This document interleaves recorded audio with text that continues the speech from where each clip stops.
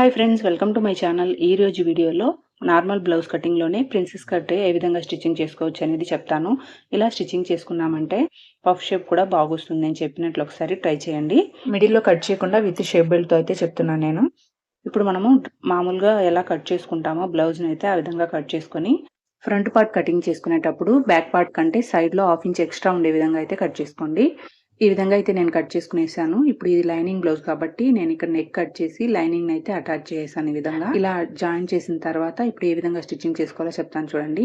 ఇక్కడ main dot వేస్తాం కదా, అది వచ్చి 2.5 ఇంచెస్ ఉండే విధంగా తీసుకోండి ఏ సైజ్ వరకైనా. మళ్ళీ అక్కడి నుంచి 2.25 ఇంచుకి అయితే మార్కింగ్ చేసుకున్నాను నేను. ఇప్పుడు ఈ 2 మార్కింగ్స్ మిడిల్లో స్ట్రైట్గా ఒక లైన్ అయితే వేసుకునేసేయండి. ఇక్కడ నేను చూపించిన విధంగా లైన్ వేసుకున్న తర్వాత ఇప్పుడు టేప్ని ఈ విధంగా స్ట్రైట్గా పెట్టుకునేసి 10 ఇంచెస్కి అయితే ఒక మార్కింగ్ చేసుకోండి.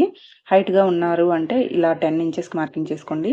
కొద్దిగా షార్ట్గా ఉన్నట్లయితే 9.5 ఇంచెస్కి అయితే మార్కింగ్ చేసుకొని ఇప్పుడు ఈ విధంగా ఈ మార్కింగ్స్ని కలుపుకొని ఈ మిడిల్ పాయింట్ నుంచి చంక భాగానికి ఇక్కడ నేను చూపించిన విధంగా అయితే డ్రా చేసుకునేసేయండి. నీట్గా ఈ విధంగా డ్రా చేసుకున్న తర్వాత ఈ క్లాత్ని ఇంకో క్లాత్ మీద ఇక్కడ నేను చూపించిన విధంగా ప్లేస్ చేసుకొని ఒకసారి ట్యాప్ చేసామంటే ఆ డ్రాయింగ్ ఈ క్లాత్ మీద కూడా పడుతుంది. ఇప్పుడు అది ఎలా ఉందో అదే విధంగా ఇక్కడ కూడా డ్రా చేసుకునేసేయాలి. ఈ విధంగా డ్రా చేసుకున్న తర్వాత ఇప్పుడు ఒక పార్ట్ అయితే ఏ విధంగా స్టిచ్చింగ్ చేసుకోవాలో చెప్తాను చూడండి.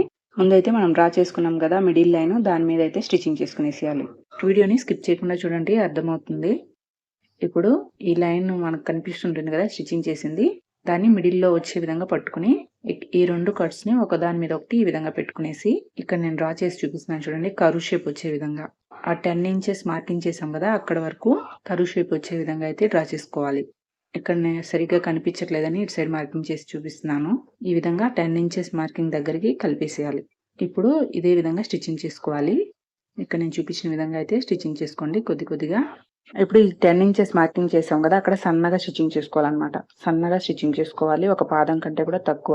ఈ విధంగా స్టిచ్చింగ్ చేసుకున్నాక ఇటు సైడ్ చంక భాగం దగ్గర 1/2 ఇంచ్ మార్జిన్తో స్టిచ్చింగ్ చేసుకోవాలి. ఒక 1/2 ఇంచ్ మార్కింగ్ చేసుకొని ఇలా సన్నగా వచ్చేసి 1/2 ఇంచ్లోకి కలిపేసేయాలి. మనం స్టార్టింగ్లో స్టిచ్చింగ్ చేసాం కదా ఆ స్టిచ్ మాత్రం మిడిల్లో పెట్టుకొని ఫోల్డింగ్ చేసుకుంటూనే స్టిచ్చింగ్ చేసుకోవాలి. ఇప్పుడు అదే స్టిచ్చింగ్ మీద డబుల్ స్టిచ్ వేసుకోవాలి. మనం ఫస్ట్లో స్టిచ్చింగ్ చేసినప్పుడు కొద్దిగా అటు ఇటు ఉన్నట్లయితే సెకండ్ టైం స్టిచ్చింగ్ చేసినప్పుడు కరెక్ట్గా వస్తుంది. ఈ విధంగా నేను చెప్పినట్లు ఒక్కసారి ట్రై చేయండి. కప్ షేప్ ఫ్రంట్ సైడ్లో బాగా వస్తుంది.